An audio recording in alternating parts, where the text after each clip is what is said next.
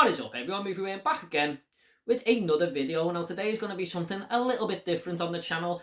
This is the first time I've ever been tagged in a video and it's running through the movie YouTube community right now, and it's basically your favourite film from each of the 10 chosen genres that are in this tag. So we got horror, drama, comedy, etc. Now most people are doing this with movies from their Blu-ray collection, so all these are going to be Blu-rays. There's not going to be any images or anything like that. Now, I was tagged in this by my good friend Geordie Paul over at Magpie Movies, whose link I will leave down below. Go and check him out. He's a really great guy and he does live streams and stuff every Sunday. But I'm going to be tagging 5 other YouTubers at the end of the video. Now, if you are tagged, you don't have to do it.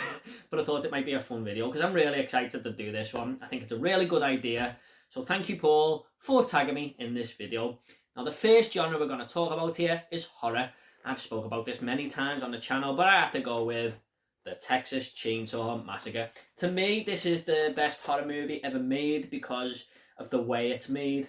Tobe Hooper just created something half genius here, really. The only negative I have to say about this is some of the characters, but it's really hard to nail down characters in these type of films when they're going to be killed off. But it does everything else right. You know, it's very eerie, it's very disturbing, it's sort of documented, if you like, the way he's filmed it.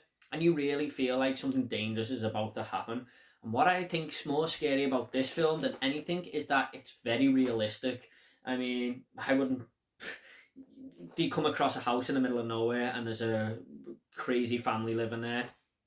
That could happen easily. I mean, most horror movies these days are based on ghosts and stuff, which I do like, but I definitely prefer the more realistic vibe that this one carries.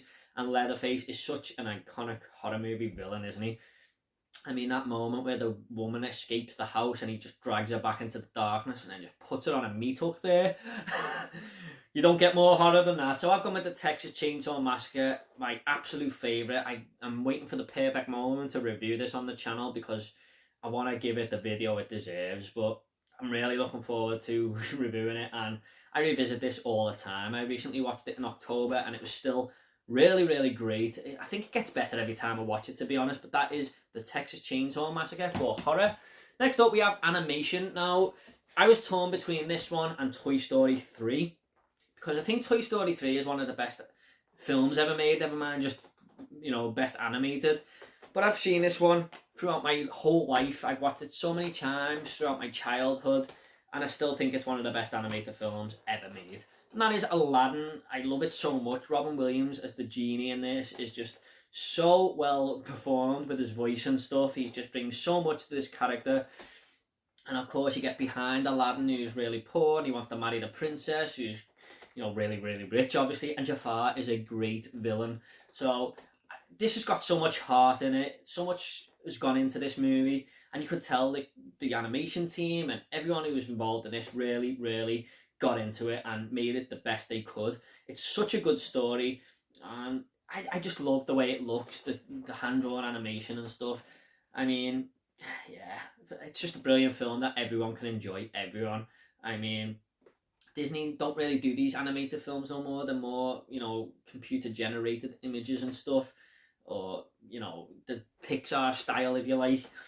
But I really like the way they used to make these films, and I know we got The Princess and the Frog not long ago and stuff, but I wouldn't mind if they went back to these every now and again, the way these are made. But I love Aladdin. I even like the live action version, probably because I love this one so much as well, and I can just relate to both of them. But I have to go with Aladdin for the animation. Probably in my top 100 films of all time, Aladdin, to be honest. Next up is drama. Now, I was torn again here between Stand By Me and this, but I just think this is one of the best films ever made. It's one of the very few films that I would give a 10 out of 10 to. Yeah, easily top 15. Now, I didn't know whether to pick a gangster film or something here, but I sort of give that their own genre there. Like crime gangster, if you like.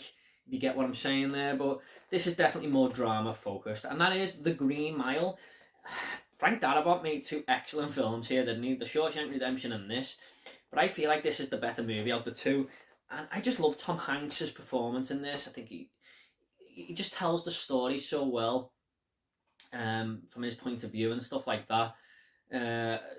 it's really emotional. You know, there's some hard-hitting moments in this, and not just the ending, but throughout, because you really attach yourselves to some of these prisoners. You know they're sorry for what they've done, but they're all on death row. So it's got great characters all around. No, Percy, the prison guard, is a really bad villain in this. Really, I mean, he's not the main villain, if you like, but he's just one of them horrible human beings, and he's just so many good characters in this.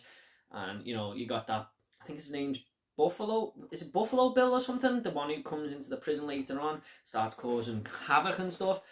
It's just a really good story, and it's 3 hours long, but it flies by. It never feels like 3 hours, and every time this is on TV, even if it's halfway through, I have to watch the rest.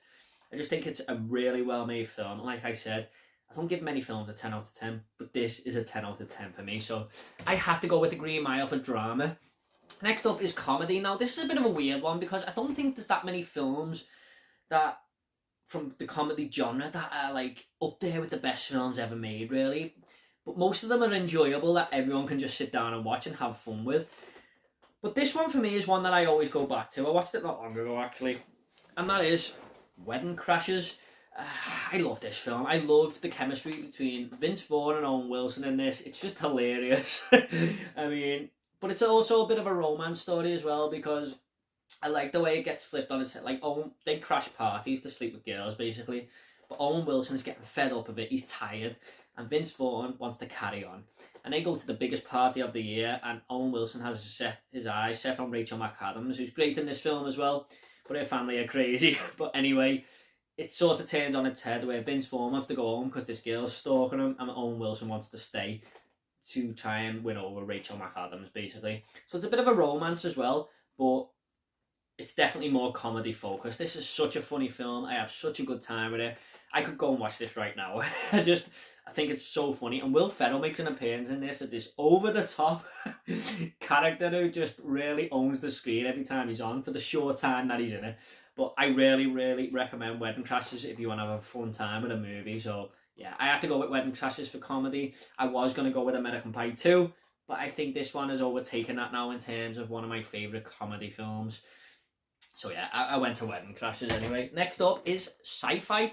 Now this might be sort of mistaken for a horror, for an action film, but it all takes place in space. So that was the main draw for me to pick this for Sci-Fi. I'm sitting back there. And I've gone with the second one in this franchise, and that is Aliens, the second movie. It's top 5 movies for me. Another 10 out of 10 film. Nothing wrong with it, in my opinion. I just love everything about it. It's a movie that you watch and think, how does this get better? And it just does. It's got everything that you want in a movie, especially a sci-fi action movie. Great characters. That's one of the best things about it. And James Cameron just turned Alien on its head here, because the first Alien film is like a horror sci-fi, and it's very slow burner. This is totally switched and just full out action and stuff, but with a great story. And I love the mother dynamic between Ellen Ripley and Newt in this, because she's lost her daughter at the start of the film because she's been lost in space for so long, and she takes this mother role of Newt and looks after her. And I just think that's a clever dynamic of the film. The last 20 minutes is brilliant, of course, but yeah, the best thing about this for me is actually Bill Paxton. I love his character in this. But I have to go with Aliens. Like I said, top 5 movie for me. Absolutely love it. Fantastic film. So yeah, I was going to pick RoboCop, but I think this is more sci-fi focused than RoboCop. And like I said, the whole location of space made me pick it over that. So yeah. Next up is an action film that might be mistaken for another sci-fi, but this is definitely the best action film of all time, in my opinion, even though it has sci-fi elements. And that is Terminator 2. Spent many times talking about this on the channel. Another top 5 film for me. And again, James Cameron just switched this on its head, didn't he? I mean, the first one was more of a horror sci-fi film, but this is definitely more action focused. I mean, there's so many great scenes in this with the helicopter chase at the end. You know, you got the motorcycle scene where the T-1000's just chasing John and Arnold in that big truck there. What I mean when he switched it on his head is he made Arnold the good guy, and you think he would have went for a much bigger Terminator for the villain, but he goes the total opposite way and makes this slim, you know, cat's eyes looking character, and he's one of the best villains of all time. But like I said, in terms of action, it's got everything you want. It really is. It still stands up today, better than most movies. Even some of the special effects here just works so well. James Cameron is one of the best directors ever, if you think about it, and it's definitely not the last movie you're going to see in this top 10. I've already named 2 of them, so yeah. Terminator 2, easy pick for me for action. Next up is comic book. Now, this was an interesting one because that is probably one of the biggest franchises, well, genres out there right now, isn't it? When you think about it, with the Avengers, Zack Snyder's Justice League has just come out, which is fantastic, by the way. But this, again, in my top 10 films of all time, and it's no prizes for guessing what I've gone with here. That is The Dark Knight. I just love this movie. I really, really do. Best Batman film for me. Best comic book film for me. Christopher Nolan just created a masterpiece here. Gets better every time I watch it. And obviously we all know Heath Ledger's Joker. I mean, one of the best characters, or villains, if you like, of all time. I love Christian Bale as Batman. Everything just works in this film. Harvey Two-Face is in this, and he's overlooked because of the Joker, but he's still a great character by Aaron Eckhart. The cast is brilliant. Gary Oldman, Michael Caine. The ultimate Batman film. And the new one looks so good. I will still be surprised if I like it more than this, but it would be great to have both of them as amazing films, wouldn't it? But this, I have to go with this. There's so many good comic book films out there, but this is by far the best for me. So I have to go with The Dark Knight for that. Yeah. Next up is Western. Now, I know a lot of people are going to probably pick The Good, the Bad, and the Ugly, Unforgiven, Fistful of Dollars, Once Upon a Time in the West. But I've gone with this. Django Unchained. Quentin Tarantino is my favourite director of all time. And he's been my favourite Western. Western isn't really my strong point. I have seen quite a few of them. I do prefer more modern Westerns, I think. And I know this is a bit of a... It's not a full-on... Well, it is a Western, but it has many elements in it that don't make it a Western, like the music and stuff like that. And some of the silly moments, but... It's still a Western, isn't it? I mean, I love Jamie Foxx in this, to be honest. A lot of people don't like Jamie Foxx, but I really like him. I've liked him in everything I've seen, and I love the delivery of his line here when... Yeah, I love the way you die, boy, when he's getting his revenge. That's great. Leonardo DiCaprio is a horrible character in this, but he portrays the character so well on screen. Christoph Waltz again. Samuel L. Jackson is probably my favourite character in this movie. He's just hilarious. But another horrible character as well, really. But I was blown away when I first watched this. Quentin Tarantino just surprises me every single time I watch one of his films. I just love them all, and this is probably top 3 Tarantino for me.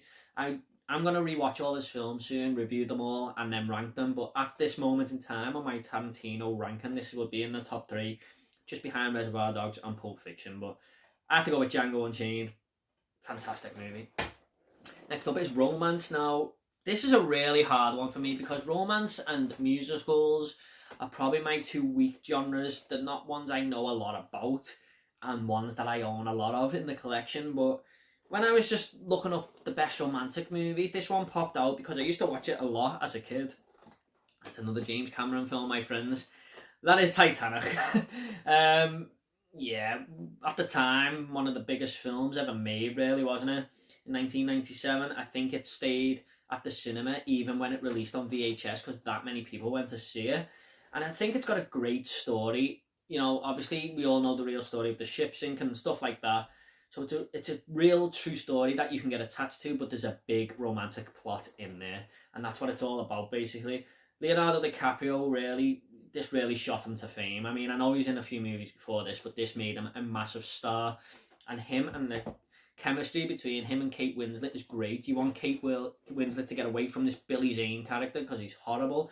I always remember that bit where he just steals the lifeboats off the kids, or the kids and the women are trying to get on it, and he jumps on it in front of them. Shows how much of a not very nice man he is, basically. But I really like this film. I used to watch it time and time again. It's a 3-hour-long film, or 2 hours and 45, or something like that, I think. But again, like The Green Mile, I don't think it seems like that. It's very, very well paced. and I had to go with Titanic for romance. I think that's a good pick, actually. I could have went with a rom-com, but I think that might be slightly cheating. I don't know. Yeah, I don't know.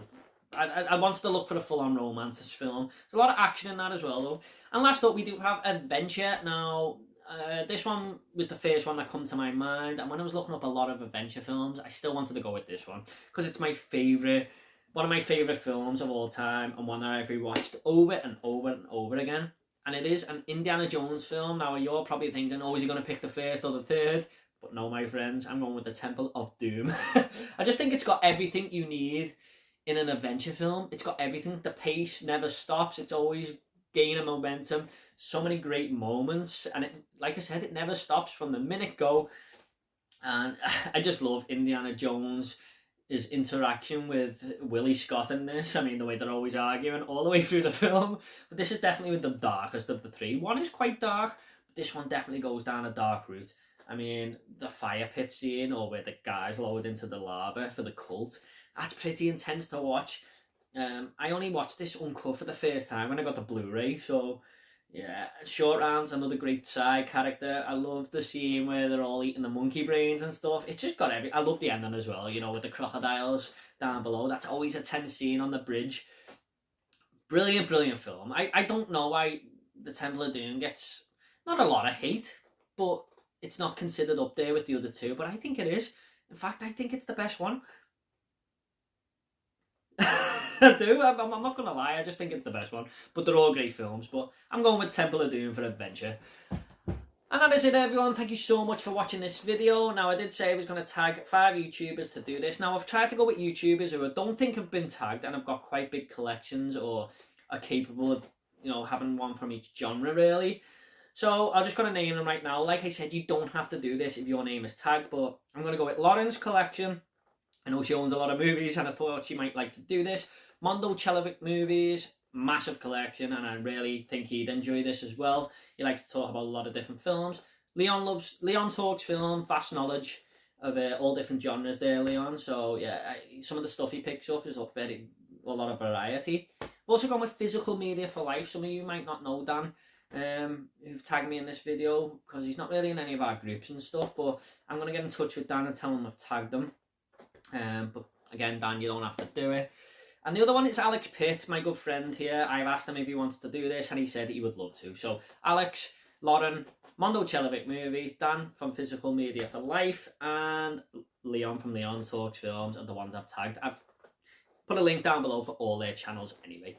So I hope you all enjoyed this top 10 genre mishmash, whatever it is you want to call it. Thanks so much to Geordie Paul for tagging me in this. I had such a fun time doing that. Give me a chance to talk about some films I haven't really talked about on the channel before, like Titanic.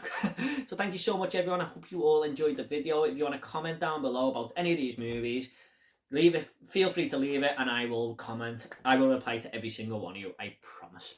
Take it all easy, guys. See you all in the next video.